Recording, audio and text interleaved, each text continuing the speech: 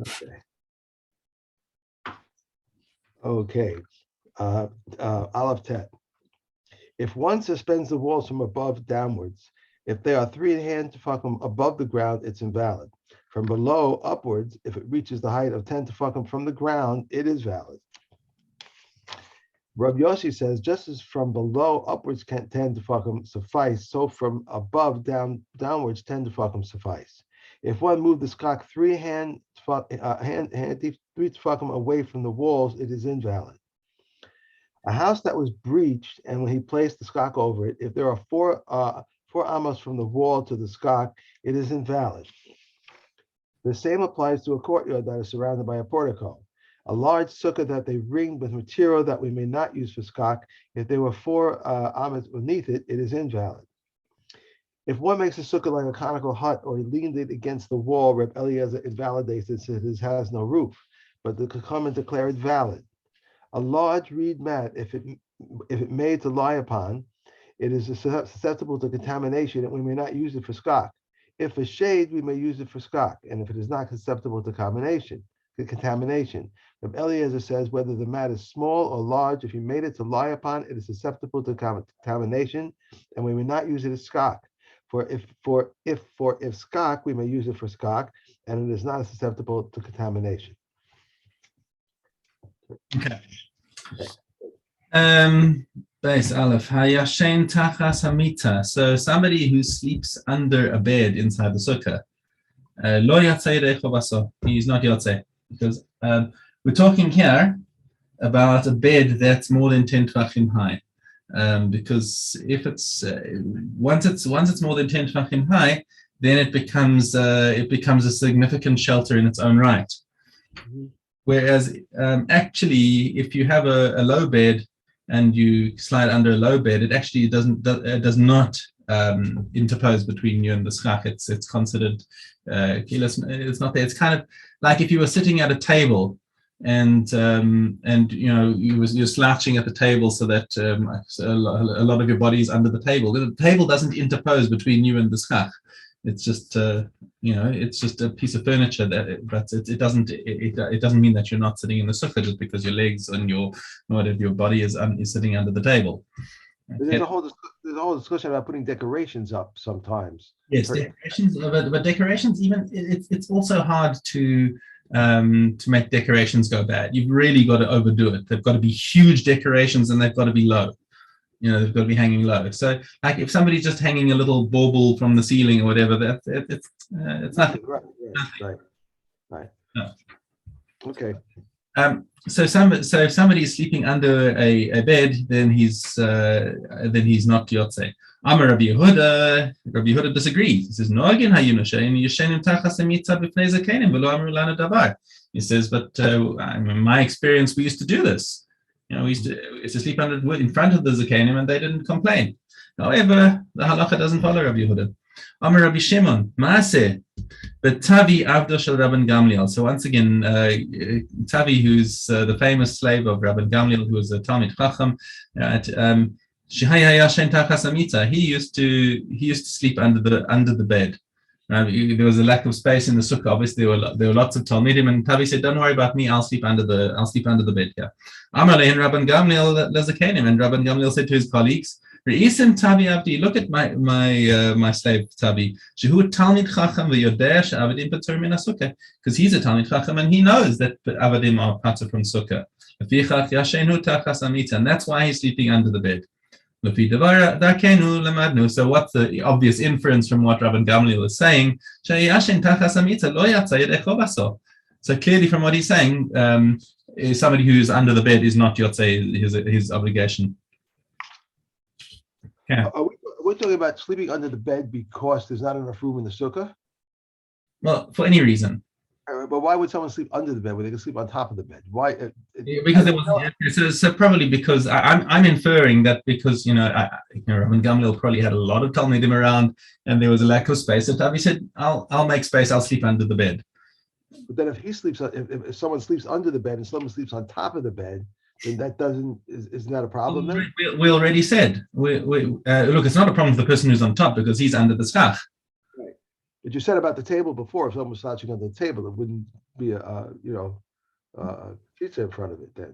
Makesher. It's not the problem is for the person who's underneath, and we agreed that that sleeping underneath the bed you're not yotze, but for Tavi it's okay because he's not chayiv in sukkah. Right. True. Right. That was the whole point. Okay. Base hasomech sukkah so b'karei hamita. If somebody rests his sukkah on the legs of the bed. Now this can be a bit of a problem because if the bed is taking the weight of the walls, okay. So now if the bed moves, then the whole sukkah is going to move. Okay.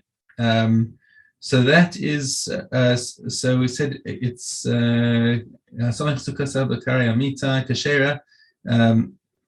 it's nonetheless even though if you move the bed, then the schach is going to fall.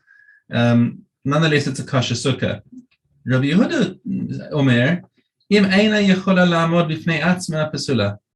He says if the sukkah would not be able to stand without the bed, then it is pasul. Now it's not entirely clear whether Rabbi Yehuda is qualifying this previous statement or whether he's disagreeing with the previous statement. Normally, when Rabbi Yehuda says when we see the key statement Amar Rabbi Yehuda Eimasai, then we know that he's not disagreeing. He's just clarifying. But he doesn't use that. The Mishnah doesn't use that phrase over here. So I'm inclined to say that this is a disagreement that he's having with the Tanna Kama. Sukkah meduv lelis. Now, what about a sukkah that's in disarray? There is shetzilasa meruba mechamasa. So it says v'shetzilasa meruba mechamasa. I think it's I don't know. I think some versions have it without the vav. That that this is describing what is the disarray sukkah is where the schach is kind of randomly scattered over the roof, but nonetheless the shade is more than the sun on the floor. Okay, you don't look at it. You don't look at it how it is on the roof. You look at what's the result on the floor. Is there more shade than sun on the floor? Kashera, that's nonetheless kosher. Okay, so this is talking about. If it must be that there's more schach than light because light diffuses through the holes in the schach and it spreads out more. So if you've got more shade than sun, you definitely got more schach than gaps on the sukkah. Okay.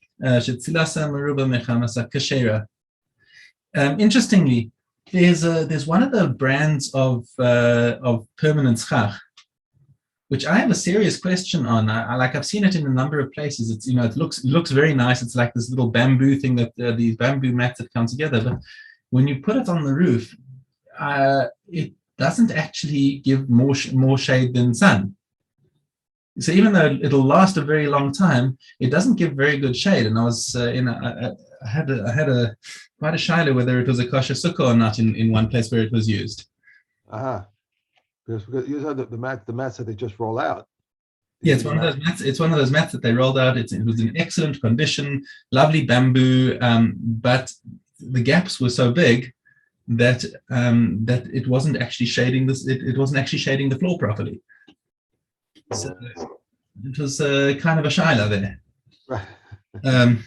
Anyway, hama uba kamin bias. Now, what happens if you take so much schach to cover your sukkah that it's thick like a proper roof of a house?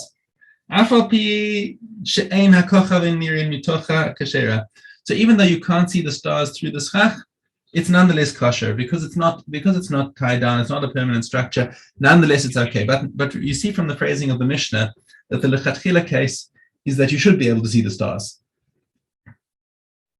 Right. Even if you can't see the stars, no, it's okay.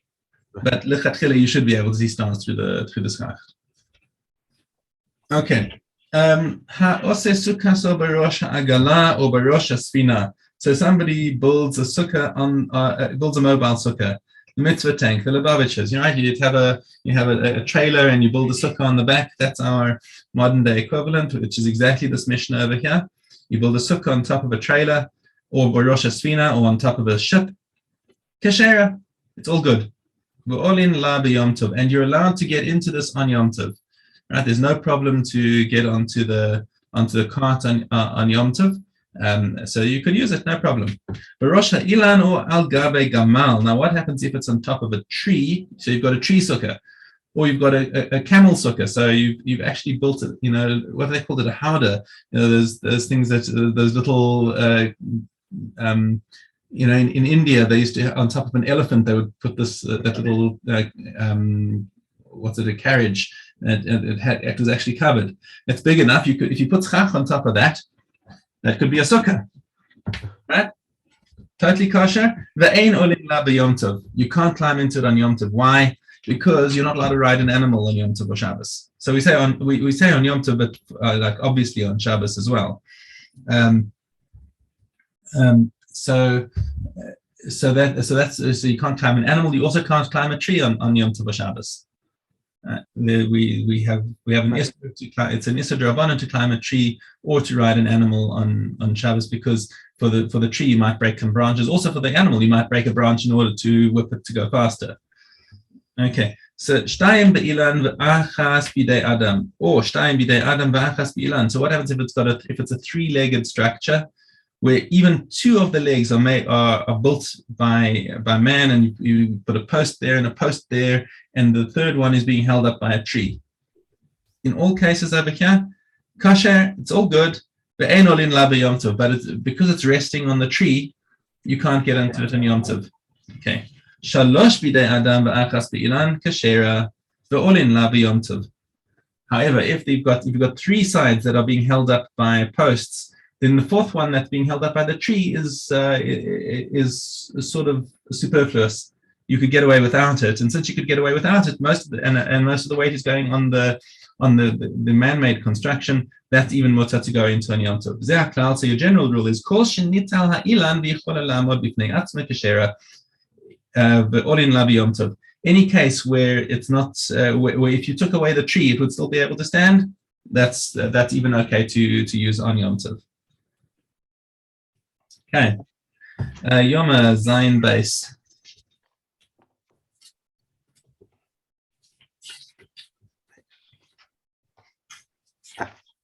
One who sees a Kohen Gadol when he reads cannot see the ox and the he-goat. I'm sorry, one who sees the Kohen Gadol when he reads cannot see the ox and the he-goat as they are burned. And one who sees the ox and the he-goat as they are burned cannot see the Kohen Gadol when he reads, not because he may not, but because the distance between them was great, and both services performed at the same time. If he read the Torah in linen vestments and then washed his hands and feet, undressed and went down into the mikveh and immersed himself, he came up and dried himself.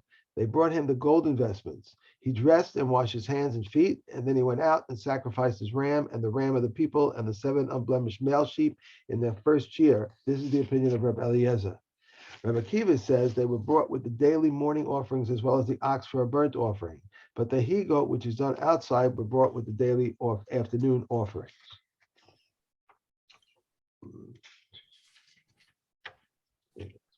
Okay.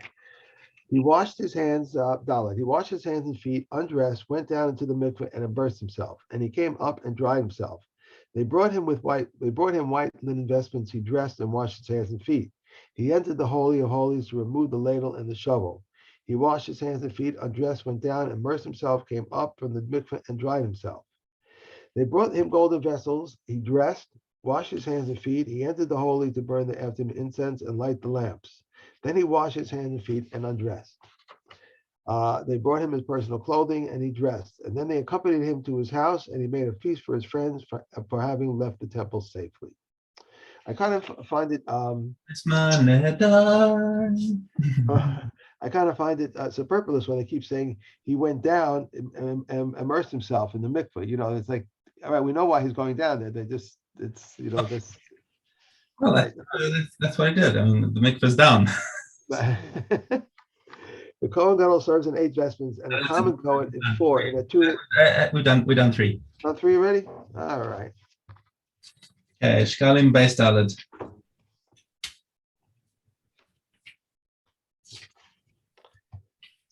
Says Reb Shimon, what is the difference between half shekels and the sin offering? Half shekels have a set limit, whereas a sin offering does not have a set limit. We're talking about why is it that the leftover money that you used to buy a sin offering is becomes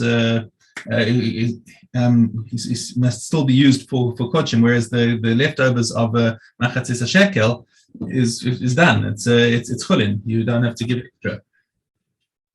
What's the difference between the half shekel and the sin offering? Half shekels have a set limit, whereas a sin offering does not have a set limit.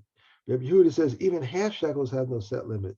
For when Israel returned from the bubble, exile, darkens with their shekels. Later, Salem were their shekels. And still later, Tavin were their shekels, and they watched to contribute dinners as their half shekels. Said Reb Shimon to Rabbi Yehuda, nevertheless, they all gave a like amount. Whereas in the case of a sin offering, this person brings one worth of selah, another brings one worth 2 selim, and another brings one worth 3 selim. The remainder of funds set aside for the half shekels is unconsecrated.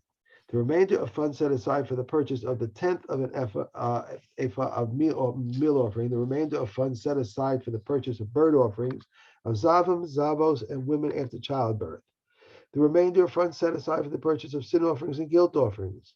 These remainders are to be placed in a collection chest marked nadava. What is the general rule? Whenever money has been set aside for the purchase of sacrifices to atone for a sin or guilt, its remainder is to be placed in the collection chest marked dava.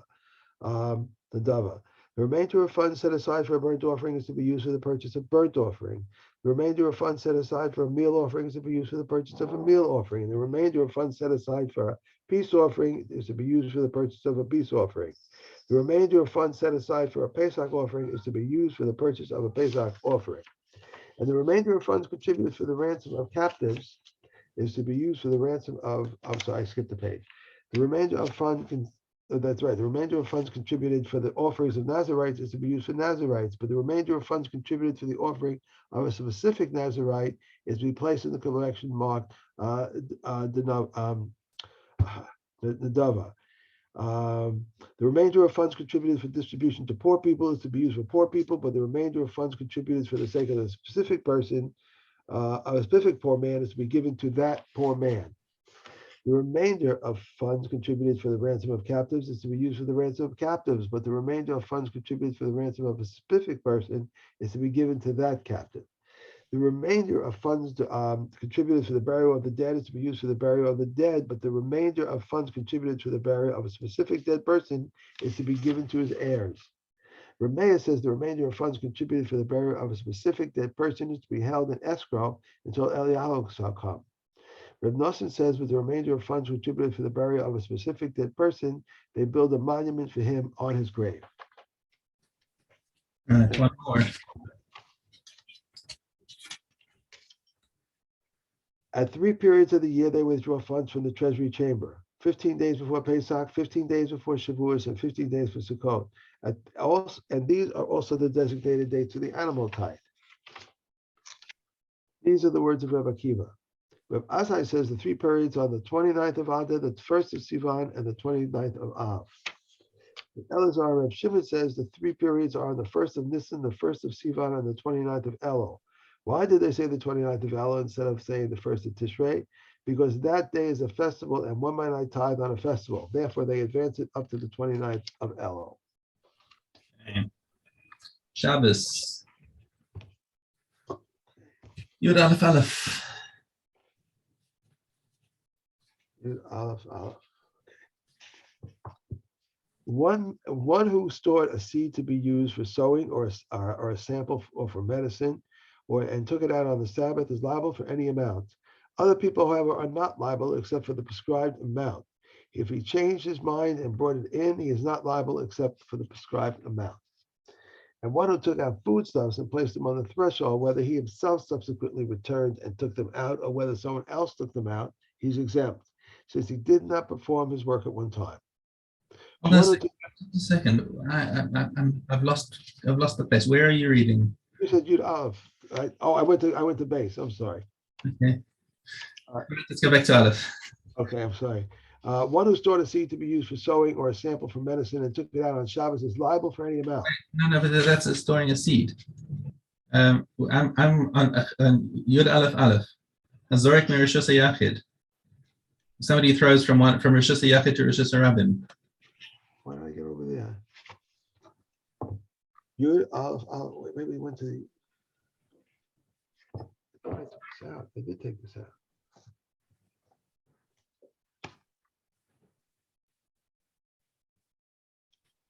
Why am I having a problem with this? You're all right. Okay, I took it out and I took the wrong one because I knew we were doing it. We were going to the next book. One who throws from a private domain to a public domain or from a public domain to a private domain is liable. One who throws from one private domain to another private domain and a public domain lies in between. Rabbi Akiva holds him liable, and the Chachamim, however, exempt him.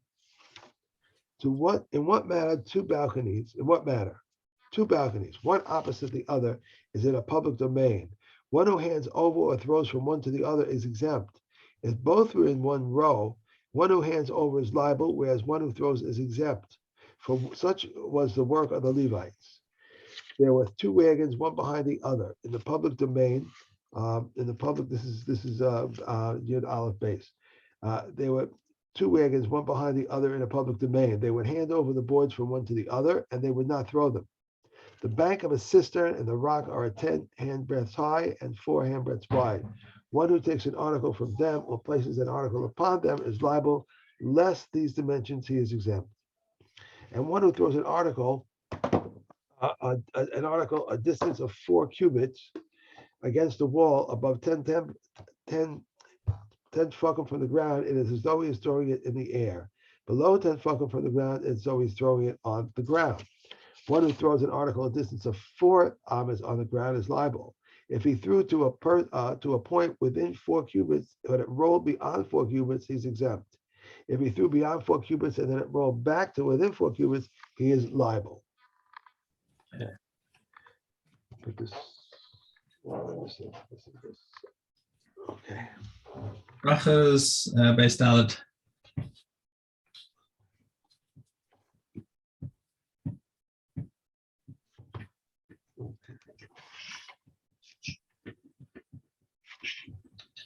Okay. Base Dalet. Oh, I'm going the wrong way. Okay. Skilled workmen and read while on top of a tree or a row. Skilled workmen read while on top of a tree or a row of bricks, but which they are not permitted to do in reciting tefillah. A bridegroom is exempt from reciting Shema from the first night until the first Saturday night. And if he had not performed the deed, it happened in the case of Rabbi Gamliel that he read the Shema the first night following his wedding. His disciples said to him, "Have you not taught us, our master, that a bridegroom is exempt from reading the Shema on the first night?" He said to them, "I shall not listen to absolve myself from the kingdom of heaven, even for a moment." He bathed on the first night following the death of his wife. His disciples asked him, "Did you not teach us, Rabbi, that a mourner is forbidden to bathe?" He said to them, "I am not like the rest of men. I am a delicate person." Okay. Last Mishnah.